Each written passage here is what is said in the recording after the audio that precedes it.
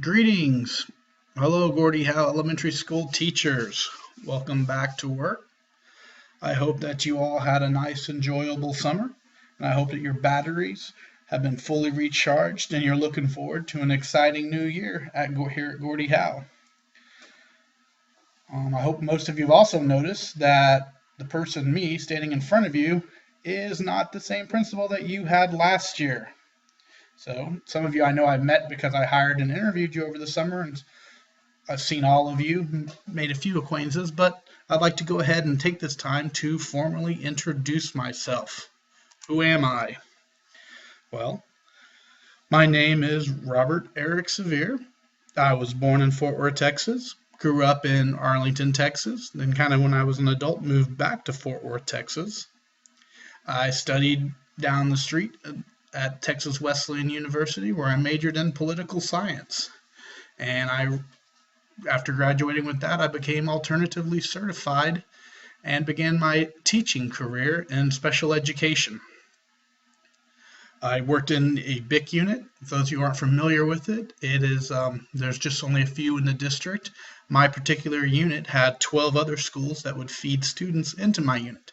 And the kinds of students that we would get were ones that were emotionally disturbed or had some other health impairment that interfered with them learning. So you can imagine some of the students we got had very significant behavior issues. I think I've been kicked, spit on, yelled at, called every name in the book, and I've heard every type of profane word, even from kids as young as 6 and 7 years old. So it was a very challenging environment that required a lot of patience on my part, which that was a good thing. It really helped me develop that patience. And we were still expected to work and stay current with the curriculum frameworks regardless of the students' behaviors. I also received my graduate degree in educational leadership from Stephen F. Austin University. You can see by the picture there, I'm the guy on the right. Those are my twin sisters, Shelby and Susan. They're younger than me, and my 15-year-old son, Jacob. As any of you with teenage or have had teenage kids know exactly what kind of a joy it is to live with a 15-year-old and deal with their 15-year-old attitudes. The little baby in that picture is my sister Susan, not the one holding the baby, but the one to the left. That's my niece, Allison, and she is now 1 year old. Coming from my family, I kind of grew up in a school environment. My dad was a 30-year veteran and retired from the Fort Worth Independent School District. In his time there, he wore numerous hats. He was a classroom teacher. He was a coach. He was an administrator. He was the principal of their magnet program for higher learning. And he spent the last part of his career as an administrator on special assignment working with attendance. So my earliest memories are of waking up and going with him on the bus when he would be coaching, and I would have to work the yard markers during the football games and have to spend my Saturday mornings hanging out with middle school athletes. My mom was also a teacher, and she retired after 30 plus years in the Arlington Independent School District. She taught elementary from the time before I was born till I was in my 30s. She did that job, and I would spend my time after school kind of just hanging out in her room. It was back when open concept classrooms were all the rage, so it was a big, wide open whole grade level, and each individual teacher's room was only separated by little rolling temporary bulletin boards and bookshelves. So you could basically hear and almost see the students in the room next to you. So that would have been, I could see, very challenging for ADD or ADHD students. But what I really learned from that was that her team that she worked with, they were all very, very close. Their desks were all kind of grouped up in the center of the big open room. So they would all be within 10 feet of each other at the end of the day when they were going back through and kind of working on the next day's lessons or grading papers. So there's a lot of communication, and they became close, and I think they have like a little club, and they still meet up to go to the tea room and kind of have lunch with each other occasionally. All right, some things that make me happy. let's see, I have my 15-year-old son. While it does make me frustrated, I do enjoy him and spending a lot of time with him. I enjoy watching hockey. I guess to rebel against a life of growing up in Texas and having to be woken up and drugged to football games, I kind of latched onto hockey as my sport of choice. And some of you who maybe visited West Texas might recognize that middle picture up there. That's of Hell's Gate on Possum Kingdom Lake. My dad retired up there, and he's with my stepmom, who coincidentally is also a retired teacher. She spent 25 plus years teaching in Fort Worth at an alternative campus and then at several different elementary schools. Well, we kind of have the family house up there, so we spend a lot of time in our summers with each other. My little sister Shelby, who's also a teacher, kind of comes up there with her husband when she has her time off during the summers or on extended breaks. Now, getting to the nuts and bolts of my educational philosophy. What do I think it takes to have a successful school or be a successful principal? Well, we need to have vision. As a principal, I need to see the big picture. As teachers, you also need to see this big picture. What are we working for? Where is this direction taking us? How do we want everything to, what does it look like when we're being successful? Communication, very important. I expect everyone, we need to be able to communicate with each other and get along with one another. Inspiration, or the ability to inspire. And last but certainly not least, tenacity, to stick with it when times are difficult. Talk about my first bullet point was vision. What do we see? What does a successful school look like? Some of the things I look for personally is student engagement. Quality teaching. Is it occurring? What does it look like? Is it, community support. I know a lot of us sometimes worry that we don't get feedback from our parents or no response or no involvement, but that doesn't mean we need to stop trying. We always need to reach out. For the student's education is our #1 priority. My second bullet point, communication. From communication with each other, communication from teachers to me. I want there to be no fear of asking the wrong question or asking a hard question or a dumb question. No such thing. My door is always open. If there's any complaint, in lieu of bottling it up, no matter how insignificant, come to me, ask someone. Don't be afraid to communicate. Let's have clear communication, clear expectations for our students. Let's make sure they understand what we are asking of them. Let's continue to reach out for those parents. We want to try to get as many as we can involved in what's going on in the school. And we are here in this community to serve the people that live in this community. We are all on the same page. Supporting student learning will benefit these homes, will benefit these children, and it will benefit the local community.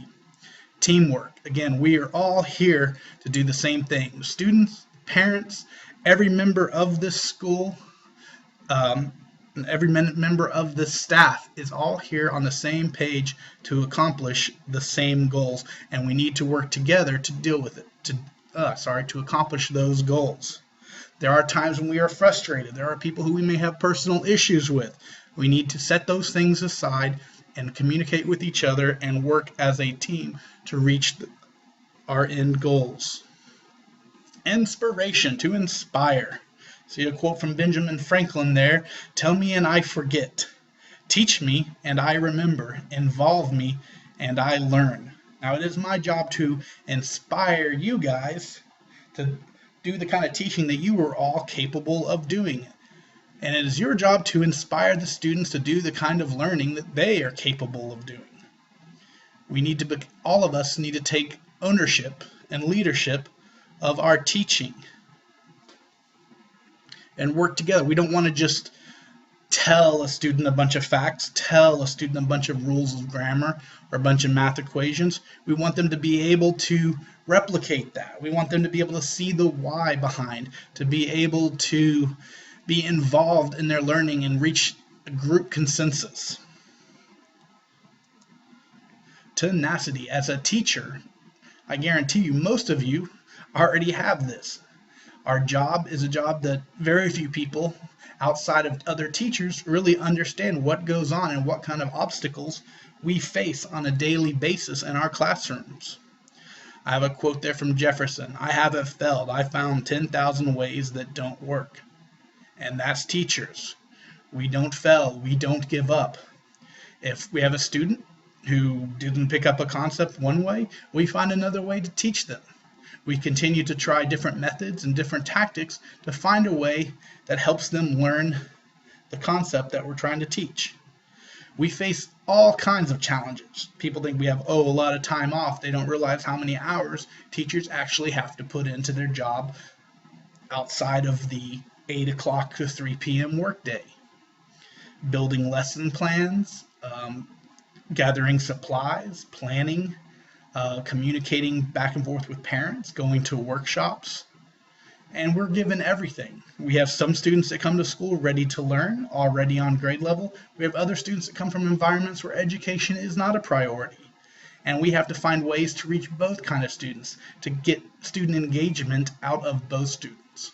And we do this all for an exorbitant amount of money. And I'm just kidding, I understand. As teachers, we're not here for the money, here for the summers.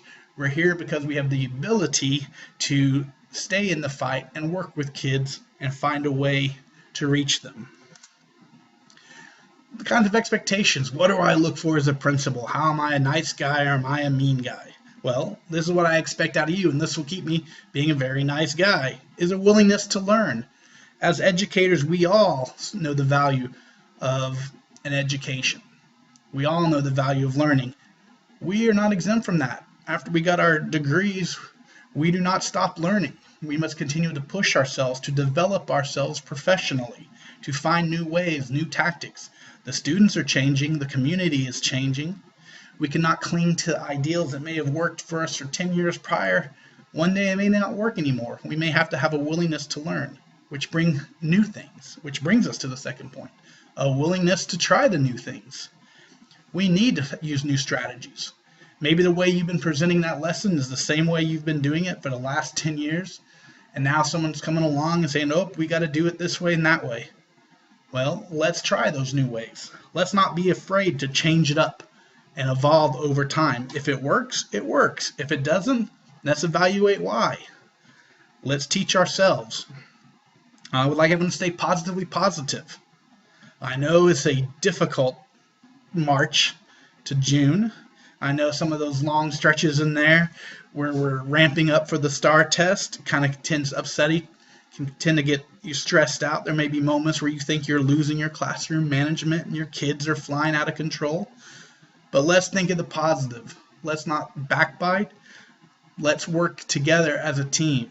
Find somebody, lean on your team, find a peer, a mentor, someone who you can talk to when times are rough to vent it out. Come to me. If you have an issue, if someone's upset you, come to me and talk about it.